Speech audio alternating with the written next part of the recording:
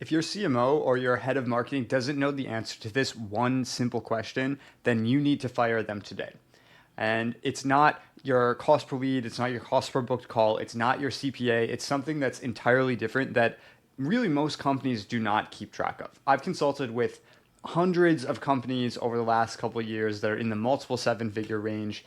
And honestly, the very large, I'd say the overwhelming majority of them do not keep tabs on this one metric. So I'm a fractional CMO. I run multiple marketing teams, and this is really my North Star for every team that I work with. If you can get this one thing, if you can just focus in on keeping this number in a good spot, your marketing team is going to be firing on all cylinders. So what am I talking about?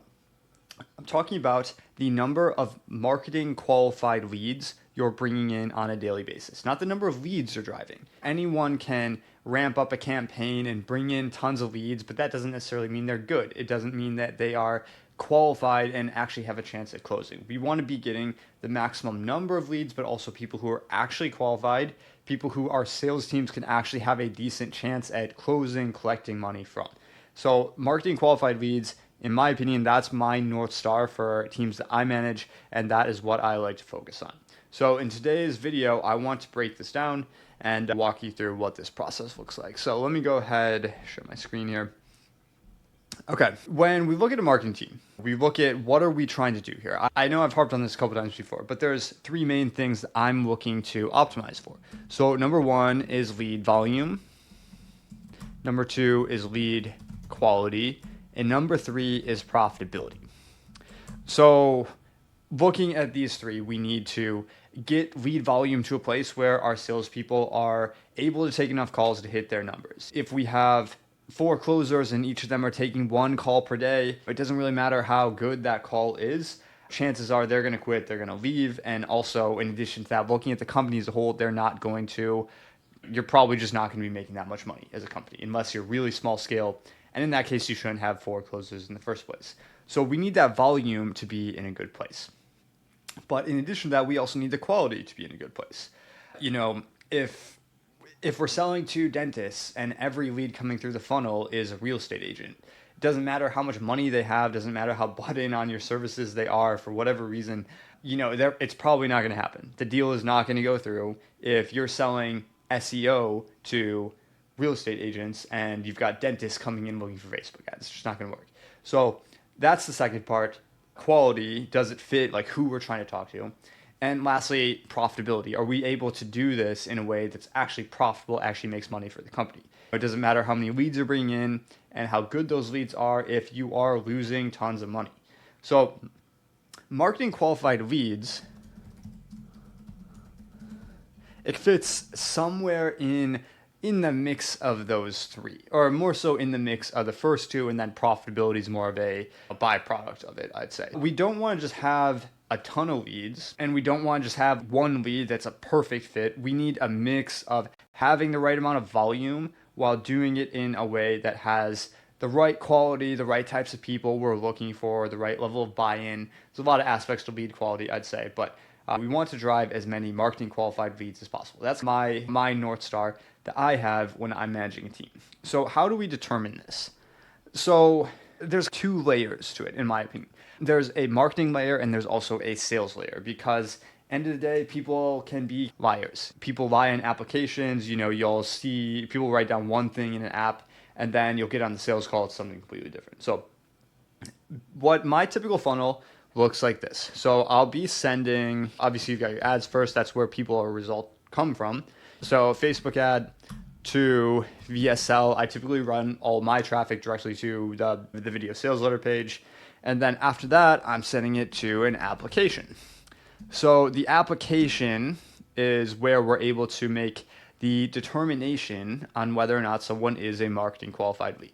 So on the application, I've gone back and forth on how to do these over the years, but typically I'm looking for a few main things. Number one is financial qualifier. I personally prefer to just price drop right in the application. As a marketer, I like to put as much control as possible in my own hands and just financially qualifying people in the application. Sure, it's going to rise your costs in terms of your cost per lead, your cost per booked call, but end of the day, I puts a more higher intent person on those calendars. So I usually just price drop, whatever your amount is. Are you prepared to invest XYZ amount? Yes or no? So financial qualifier, that's number one. Usually I'll do a time qualifier as well. Is this a is this something you're looking to do this week, this month, or is this more so 6 months down the line whatsoever? If someone is okay investing the dollar amount, but they're looking to do this in 6 months, probably not going to put that one on my sales team's calendar. So there's that. And then now this is more dependent on what it is you're selling. If you're selling something that's very niche specific, I'd like to do a niche qualifier. Like my example earlier, let's say someone sells specifically to real estate agents. Something as simple as, are you a real estate agent? If you can only work with real estate agents and someone's not a real estate agent, then they are not a qualified lead. By my standards, at least. Maybe someone will disagree with me on that, but they are not a marketing qualified lead if they don't have the money, if they are not looking to do this right now, and if they are not fitting the target market. Now, the niche qualifier, that can be a little bit, it depends on what you're selling, end of the day. I don't always do this one, but for some clients, I will do this. So these are the main criteria I'm looking for. And then I look to get as many of these leads in as possible. So how many marketing qualified leads per day am I driving? I want to make sure that number is consistent. I want to make sure that number is trending in an upward direction. I want to make sure when we scale spend that number is increasing accordingly. Another way I like to look at this is on a percentage basis. So obviously, like, you're going to have leads come in that are not marketing qualified leads. That's just part of the game. We're running Facebook ads here. It's not like we're doing an outbound LinkedIn automation strategy or door knocking or something like that. You're inevitably going to have leads who come in that are simply not a good fit. So like close rate on a sales team. We don't expect our closers to close 100% of the leads we put on their calendar. Marketing is a similar way. So I look at this on a percentage basis. I don't want to just throw out a percentage here because it depends on the offer, depends on who you're selling to, a lot of factors. But I'd like to make sure that percentage of the leads coming in. So I'm tracking in the application. We use Typeform most of the time.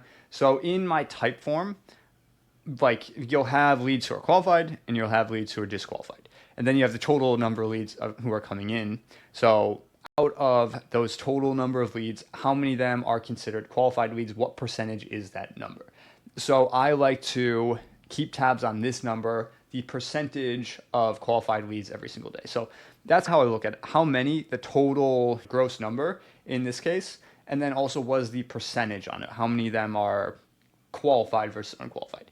Now, to take a step back and look at kind of the reasoning behind this, there's a couple main factors in this. As marketers, you have to control the things that you can control. People look at a lot of different metrics to measure a marketing team's performance. If you look at just pure quantitative metrics like cost per lead or cost per book call, those, I don't like going off of those because it doesn't really factor in quality. It doesn't matter how many leads we're bringing in. It doesn't matter how cheap those leads are. If they are not a good fit, they're not a good fit. They're not going to make money for the company. So I don't like to use those pure quantitative leads. But I also don't like to go off of things that are not necessarily like in my control. If you look at a number like front-end ROAS, for example, I think front-end ROAS is a great indicator if you are something like an e-commerce brand, or maybe if you run like low ticket funnels, for example, something where there isn't a salesperson involved in it. I think front-end ROAS, great metric in there to use. ROAS not as much because, assuming there's like a payment plan or something involved, the marketing team can't really control, are people renewing afterwards? That's really more so on the customer success team. Front-end ROAS, it could be used, but if we're talking about like high ticket sales, direct to call booking funnels with the sales team involved, a lot of that success comes down to the sales team. Same with cost per acquisition. Cost per acquisition largely is dependent on sales team performance. And on the marketing side, you can't really control how sales is doing. You can weigh up the deals as well as possible. You can do your best to get qualified leads on their calendars, feed them, make sure they're set up for success. But it's not like you're the one hopping on the calls, closing deals. That really comes down to head of sales, their ability to manage the sales team. So things like CPA, things like ROAS or front end ROAS, it's just harder to determine that, especially when you factor in the fact that there's like payment plans and longer sales cycles and high ticket sales. It's not like a lot of these deals are not closing on day one. So you got to factor that in too.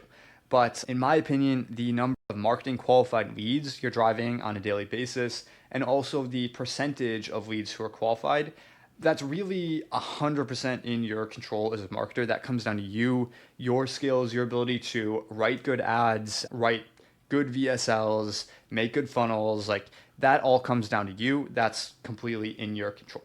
If you are not tracking these metrics, highly recommend getting that set up today. Just throw it in type form and track it from there. So hopefully this is helpful. If you got any questions, feel free to drop those in.